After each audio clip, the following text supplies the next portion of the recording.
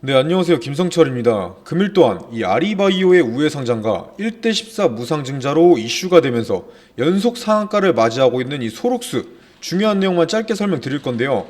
이 소록스에 투자 중이시거나 관심 있으신 분들은 반드시 알아야 하는 사실들이니까 꼭 집중해서 끝까지 시청해 주시고, 영상을 봐도 이해하기 어려우신 분들은 이 유튜브 설명란과 댓글창에 고정되어 있는 링크 클릭하셔서 소통방 안에 들어오시면 이 소록스 매매에 필요한 자료들 따로 나눠 드리고 있으니까 편하게 들어와 주시고, 본격적으로 시청 전에 이 구독과 좋아요 한 번씩만 눌러주시면 감사하겠습니다. 자, 바로 본론으로 넘어와서 현재 상황에 대해서 설명드리겠습니다. 이 소록스 같은 경우는 조명을 제조 판매하는 기업으로 투자에 대한 메리트가 크지는 않은 섹터를 가지고 있는 기업이었습니다. 당연히 그렇기 때문에 주가는 오랜 기간 동안 이 바닥을 기어왔던 거겠죠. 하지만 이 치매 치료제를 연구 중인 아리바이오가 우회 상장을 하기 위한 기업이다, 이런 소문이 돌기 시작하면서 주가는 상승을 보여주기 시작합니다.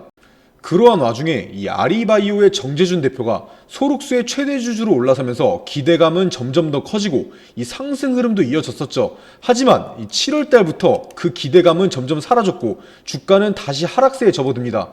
결론부터 말씀드리면 이 소록스의 세력들 같은 경우는 이 아리바이오의 우회 상장 소식을 이미 알고 있었고 바닥에서부터 매집을 시작했습니다. 그러면서 점점 재료들을 시장에 노출시키고 자기들의 물량을 넘길 수 있는지 이 물량 테스트를 하죠. 이 과정에서 충분히 이 개인 투자자들에게 물량을 넘길 수 있겠다, 이렇게 판단을 했을 겁니다. 우회 상장이라는 재료가 워낙 크다 보니까 충분히 사람들을 끌어모을 자신이 있었겠죠. 역시나 이 주춤하던 주가는 갑자기 11월 달부터 가파른 상승을 만들어냅니다. 그런데 여기서 세력의 매집이 확실해지죠. 자, 이 기간 동안 총 100%가 넘는 큰 상승이 나왔었는데, 이 상승이 나올 동안 이 우회 상장이나 무상증자에 대한 뉴스나 공시, 호재 등이 나온 적은 없습니다. 자, 이런 호재가 나온 적이 없는데 주가는 100%가 넘게 올랐다. 거기다가 이 거래량도 보시면 전혀 없죠. 자, 쉽게 말해서 이 세력들의 선취매가 있었던 겁니다.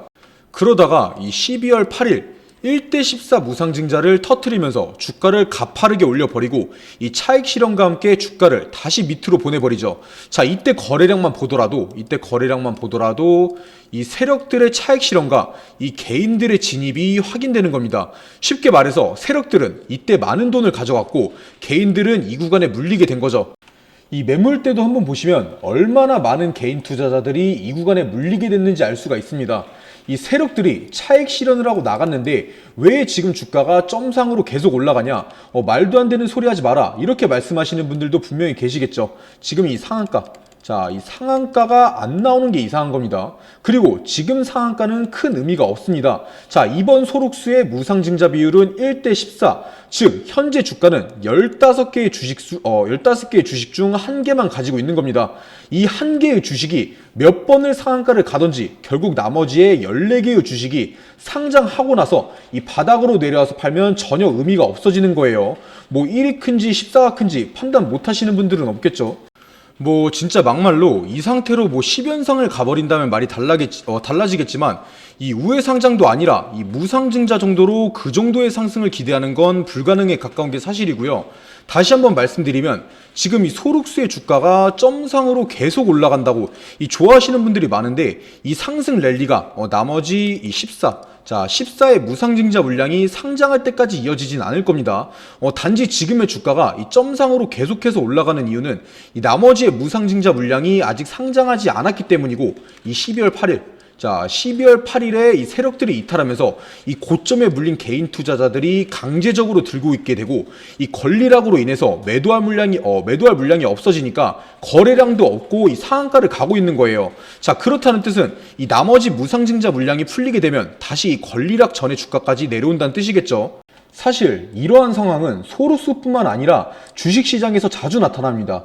자, 지금 보여드릴 종목은 이 엑스페릭스라는 종목인데, 이 엑스페릭스 같은 경우는 소록스와 마찬가지로 1대6이라는 대규모의 무상증자를 진행했던 기업이에요.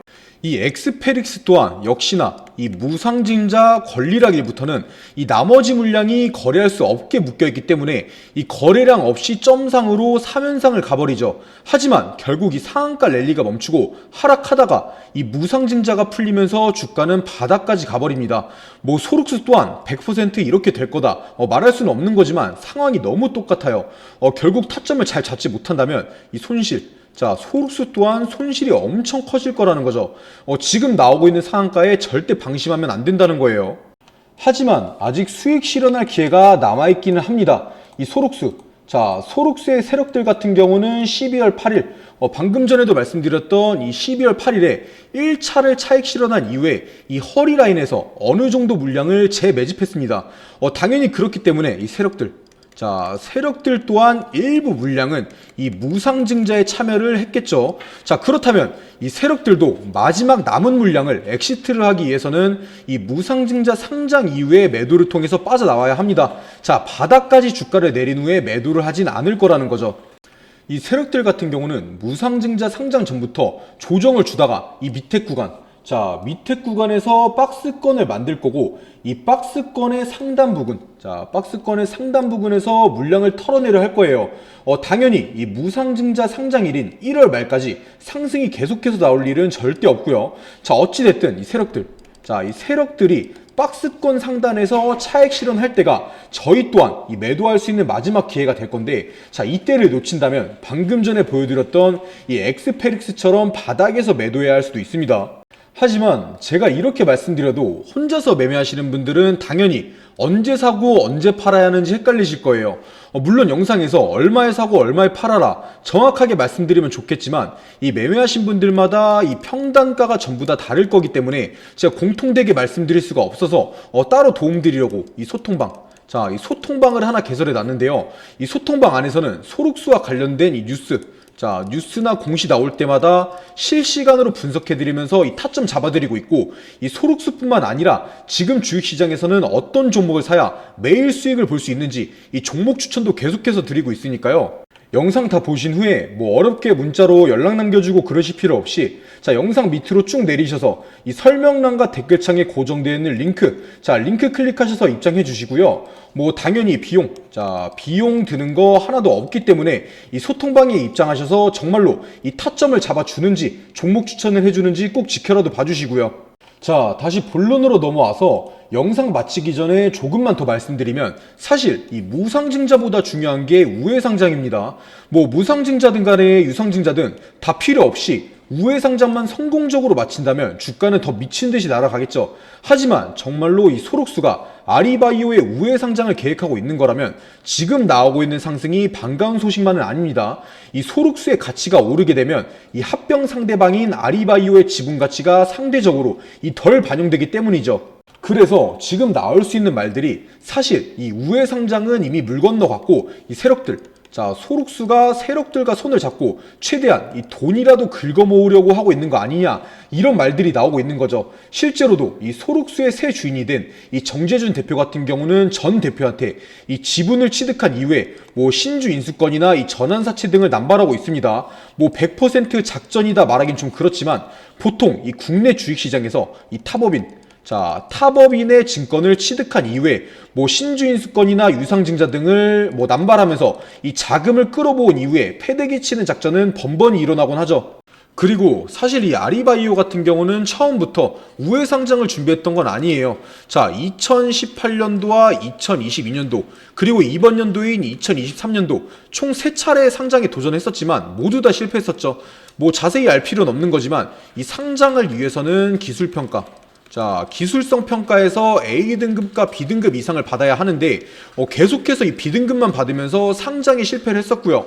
자, 그렇기 때문에 아리바이오가 이 소룩수를 통한 우회상장을 선택한 건데 만약에 이 소룩수와 아리바이오 양사의 합병이 정말 예정되어 있는 거라면 굳이 이 무상증자 같은 주가 부양책을 쓸 이유가 전혀 없어요. 방금 전에도 말씀드렸다시피 이 우회상장을 하게 되면 이 아리바이오의 가치를 흡수하기 때문에 오히려 이 소룩수의 가치가 낮을수록 합병했을 때는 더 많은 주가의 상승을 불러올 수가 있는 거죠. 그런데도 불구하고 이 무상증자 같이 사람들이 관심을 가질 수밖에 없는 이벤트 등을 진행하면서 이 소액주주들을 모으고 있다는 건 이 우회상장이 아닌 이 돈을 끌어모으고 떠나려는 거 아닌가, 이런 생각을 할 수밖에 없는 게 사실이죠. 추가적으로 말씀드리면 이 아리바이오의 치매 치료제, 치매 치료제 같은 경우는 미국의 FDA에서 임상 3상, 무려 임상 3상까지 진입을 했습니다. 그것뿐만 아니라 이 미국의 나스닥 스펙 추진 업체와 MOU 마지막 단계까지도 갔었죠. 그런데 이런 기업이 국내에서는 상장에 3번이나 실패했다. 이유가 있는 겁니다. 미국 FDA 3상 진행 회사 중에 비상장 기업은 아리바이오밖에 없습니다. 이 점을 반드시 기억하셔서 투자하셔야 하는데, 당연히 이러한 내용들 혼자서는 파악하기 어려울 거기 때문에 처음에도 말씀드렸던 이 소통방 안에 들어오시면 이 소록스와 관련된 이 뉴스와 공시가 나올 때마다 제가 바로바로 설명드릴 거고, 최대한 손실은 줄이고 수익은 극대화할 수 있게 타점 또한 친절하게 잡아 드릴 거니까요. 부담 갖지 마시고 영상 다 보신 후에 밑으로 쭉 내리셔서 이 고정되어 있는 링크 한 번씩만 클릭하셔서 꼭 들어와 주시고요. 그리고 제 영상을 시청해주신 분들을 위해서 이 선물을 하나 준비했는데요. 이 뉴스를 자세히 들여다보면 돈이 보인다라는 말이 있습니다. 그래서 제가 금일 준비한 돈이 되는 뉴스는 바로 폐배터리입니다. 보시다시피 최근 폐배터리에 대한 뉴스가 계속해서 나오면서 관심이 뜨거워지고 있는데, 폐배터리, 말 그대로 수명이 다한 폐기해야 하는 배터리를 말하는 거죠. 다들 아시겠지만 현재 이 자동차 업계들만 하더라도 휘발유나 경유를 사용하는 내연기관차에서 수소나 전기를 사용하는 2차전지 자동차들로 넘어가고 있는 상황입니다. 물론 당장에는 이 내연기관 자동차들이 많지만 몇 년 뒤만 하더라도 이 전기차 같은 자동차들이 내연기관차의 점유율을 훨씬 넘어갈 것으로 보고 있는데요. 그리고 이러한 뉴스에서 돈을 벌 수 있는 포인트가 나옵니다. 일반적인 시선에서는 전기차 시장이 커갈 테니까 이 전기차 관련 주식에 투자를 해야겠다. 하지만 반대로 돈을 벌 수 있는 사람들은 생각을 하죠. 이 전기차 시장이 커갈 테니까 그 뒤에 어떤 게 수혜를 받을 수 있을까 하고요. 그래서 생각한 게 바로 폐배터리입니다. 사실 이 전기차 하면 투자할 수 있는 게 무수히 많습니다. 막막하죠. 전기차에 들어가는 이 외관부터, 아니면 배터리에 들어가는 재료, 니켈이 됐든 리튬이 됐든, 아니면 배터리의 종류, LFP 배터리가 됐든 전고체 배터리가 됐든 수많은 주식들이 있습니다. 하지만 결국 어떤 2차전지 배터리가 됐든 간에 수명을 다하게 되면 폐배터리로 넘어가게 되죠. 그리고 이 폐배터리 관련 주식들은 그렇게 많지가 않습니다. 심지어 이 폐배터리 주식들은 아직 많이 오르지도 않았어요. 이 전기차에 들어가는 배터리의 수명 같은 경우는 오래 쓴다 하더라도 보통 10년 정도입니다. 전기차가 본격적으로 상용화되기 시작한 건 2015년에서 2017년도 사이죠. 이 1세대 전기차들의 배터리가 2025년도부터는 쏟아져 나오기 시작할 겁니다. 당연히 지금 당장에는 이러한 폐배터리 관련주들이 수요가 있을 수가 없습니다. 상승이 나올 수가 없어요. 하지만 2024년도 상반기부터는 미친 듯이 상승할 수밖에 없습니다. 기대감이 극에 달하는 시기이기 때문이죠. 그렇다면 바로 저희가 해야 하는 게 이런 폐배터리 관련주 중에서도 투자의 메리트가 있는 기업을 찾는 겁니다. 찾기 어려우신 분들은 인터넷에 폐배터리 대장주라고만 검색해도 많은 종목들이 나올 거고요. 당연히 제 영상을 시청해주시는 분들 중에는 주식을 할 줄 모르시는 분들도 계실 거기 때문에 어떤 주식을 사야 하는지 제가 직접 찾아봤습니다. 바로 화면에 보이는 이 주식인데, 보시다시피 이 기간에서 하루도 빠짐없이 매수하고 있습니다. 이 기간을 포함해서 연기금에서도 미친 듯이 주워 담고 있죠. 그런데 이 주가는 보시다시피 계속해서 떨어지고 있습니다. 떨어지니까 안 좋은 주식이다 생각하실 수 있겠지만, 이 기관들이 계속 떨어지는데도 사모으는 데는 이유가 있는 겁니다. 무조건 다시 오를 거라고 판단하고 있다는 거죠. 거기에 더해서 이 주식 같은 경우는 차트 한번 보시면 엄청나게 바닥 구간이 있습니다. 앞으로 떨어질 확률보다 상승할 확률이 훨씬 높다는 거예요. 단순하게 이 폐배터리 시장의 성장과 함께 이 전고점만 가더라도 60% 정도의 수익이 나옵니다. 100만 원만 투자하더라도 60만 원을 가져갈 수 있는 확실한 기업이라는 거죠. 당연히 제 영상 시청해주신 분들을 위한 선물이기 때문에 시청자분들에게만 공개해드릴 거고요. 영상 다 보신 후에 밑으로 내려서 댓글 보시면 이렇게 바로 클릭해서 들어오실 수 있는 소통방 링크가 있는데요. 클릭하셔서 이 그룹 오픈 채팅 참여하기 누르시면 어떤 종목을 사야 하는지 뉴스와 함께 설명드릴 거고, 전 세계 뉴스와 함께 이 주식 종목 추천도 매일매일 드리고 있으니까 부담 갖지 마시고 이 링크 클릭하셔서 한 번씩 들어오셔서 돈이 되는 정보들 꼭 받아가시고요.